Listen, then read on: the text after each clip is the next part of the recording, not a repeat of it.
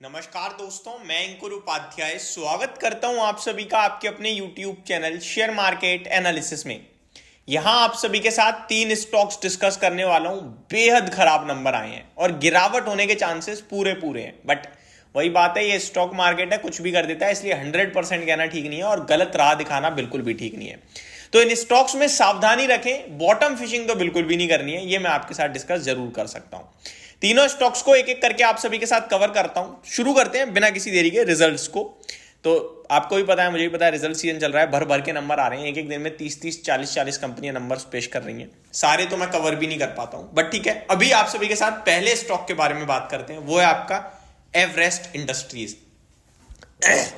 Everest industries limited की बात की जाए तो 3% तो आज ये गिरकर बंद हुआ है, लगभग 1250 रुपए के भाव पर। कंपनी के नंबर्स पे आता हूं। अब कंपनी के नंबर्स में ऊपर नीचे आजू बाजू सब तरफ देख लेना, सब खराब मिलेगा आपको। कंसोलिडेटेड नेट प्रॉफिट कंपनी का 5 करोड़ से घटकर 81 लाख पे आ गया है। 5 करोड़ के सामने 81 लाख का प्रॉफिट कंपनी ने पोस्ट करा है। Super negative year on year basis पे, सुपर डुपर नेगेटिव। रेवेन्यू की बात करूं तो 390 करोड़ से घटकर 350 करोड़ का रह गया है, यह भी नेगेटिव। मार्जिन्स 4.53% से घटकर 2.2% पे आधे रह गए, नेगेटिव। कामकाजी मुनाफा 17.8 करोड़ से घटकर 7.7 करोड़ पे रह गया, सुपर नेगेटिव क्रॉस।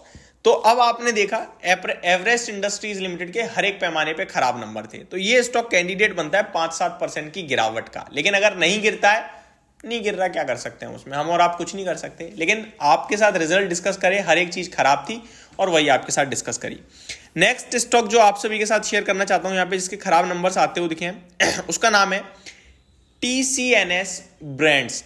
क्लोथिंग के नाम से भी जानते हो, जैसे आप TCNS क्लोथिंग कंपनी के नाम से। ये कंपनी कभी अच्छी करती ही नहीं है, हमेशा ज्यादातर खराब ही करती है और इस शेयर में निवेशकों ने पैसा भी नहीं बनाया ज्यादा। आप कंपनी के नंबर सुनो। पहले तो मैं आपको बता दूं, मुनाफे से घाटे में आई है कंपनी, ठीक है जी। 5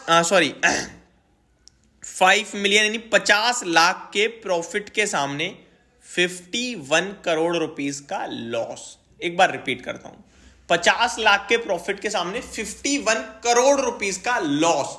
अब आप देख लो कितना बड़ा यूटर्न मार दिया है। इतना ही नहीं, केवल रेवेन्यू 306 करोड़ से घटकर 278 करोड़, यानी रेवेन्यू अभी भी उतना कुछ डिप नहीं मारा, वो 10% के करीब ही घटा है, लेकिन मुनाफा तो बहुत ही खत्म हो गया, घाटा आ गया है, वो भी बड़ा लेवल पे घाटा आया है। क्यों आया है? क्योंकि जो 13% के मार्जिन हुआ करते थे ना, वो -3.5% पे आ गए हैं। यानी 100 रुपए की सेल मारने में पहले कंपनी अगर 13 रुपए कमा रही थी एक्सपेंसेस हटा उठू के, अभी 100 रुपए की जब सेल कर रही है तो कंपनी को लास्ट में पता चला कि 3.5 रुपए तो मेरी जेब से और चले गए। 103 रुपए का मैंने खर्चा करा और 100 करोड़ की सेल 100 रुपए की सेल करने के लिए, तो बहुत ही खराब नंबर्स आते हुए दिख रहे हैं। एबिटा कामकाजी लेवल पे देखो तो पहले 40 करोड़ का मुनाफा था और अभी 9.7 करोड़ का घाटा है, यानी 40 करोड़ के मुनाफे से डायरेक्ट 10 करोड़ का घाटा कामकाजी लेवल पे।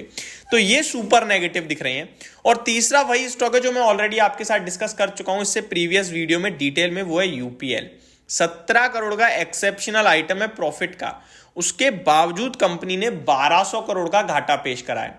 बाजार मान रहा था कि घाटा तो होगा लेकिन 480 करोड़ का, लेकिन कंपनी ने कहा 1200 करोड़ का करेंगे हम तो बड़ा घाटा आया है। रेवेन्यू भी 13,700 करोड़ के सामने केवल 9,800 करोड़ पे रह गया है। मार्जिन 22.2% से घटकर केवल 2% के रह गए हैं और कामकाजी मुनाफा 3,000 करोड़ के सामने 200 करोड़ रुपए का रह गया है। तो हर एक पैमाने पे बहुत खराब नंबर पेश करे यूपीएल ने भी। यूपीएल और TCNS ब्रांड दोनों बहुत ही खराब नंबर थे और तीसरा स्टॉक फिर भी थोड़े खराब हैं, ज्यादा खराब नहीं है।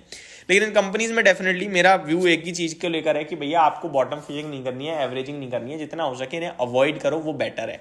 अब ऑलरेडी निवेशित हो अगर आप, तो क्या करें, तो फिर तो भैया आपको अपने हिसाब से थोड़ा सा मैनेज करनी चाहिए अपनी चीजों को। यूपीएल फिर भी एक ब्लू चिप स्टॉक माना जाता है, हालांकि बीते 2 सालों से तो बहुत नेगेटिव परफॉर्मेंस है। वर्ल्ड वाइड अगर आप देखें तो एग्रोकेमिकल में ये टॉप 3 प्लेयर्स में आता है। बाकी के स्टॉक्स तो मज़ा नहीं आया। एवरेस्ट इंडस्ट्री ने तो बहुत अच्छे परफॉर्मेंस दिए, रिटर्न्स दिए हैं, लेकिन इस बार कंपनी ने पूरा की पूरा निराश कर दिया है अपने निवेशकों को। तो ये मेरी तरफ से आपके लिए तीनों स्टॉक्स जिनमें आपको सावधानी बनानी है, बॉटम फिशिंग नहीं करनी है, और बाइंग के लिए तो सोचना भी नहीं है मेरे हिसाब से। अगर तेजी बन जाए तब भी अवॉइड कर देना, अदरवाइज ट्रैप हो जाओगे, बाकी कुछ नहीं कहूँगा। होप आपको ये सारी जानकारी समझ में आई होगी। Thank you so much for watching this video. Have a great day guys.